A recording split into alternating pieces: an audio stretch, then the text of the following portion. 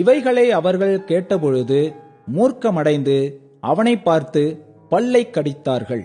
அவன் பரிசுத்த ஆவியினாலே நிறைந்தவனாய் வானத்தை அண்ணாந்து பார்த்து தேவனுடைய மகிமையையும் தேவனுடைய வலது பாரிசத்தில் இயேசுவானவர் நிற்கிறதையும் கண்டு, அதோ வானங்கள் திறந்திருக்கிறதையும் மனுஷகுமாரன் தேவனுடைய வலது பாரிசத்தில் நிற்கிறதையும் காண்கிறேன் என்றான்.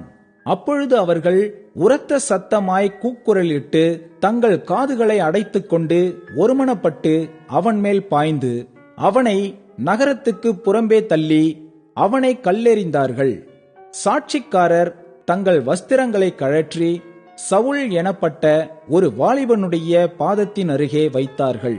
அப்பொழுது கர்த்தராகிய இயேசுவே, என் ஆவியை ஏற்றுக்கொள்ளும் என்று ஸ்தேவான் தொழுது கொள்ளுகையில் அவனை கல்லெறிந்தார்கள். அவனோ முழங்காற்படியிட்டு, ஆண்டவரே, இவர்கள் மேல் இந்த பாவத்தை சுமத்தாதிரும் என்று மிகுந்த சத்தமிட்டு சொன்னான். இப்படி சொல்லி நித்திரை அடைந்தான்.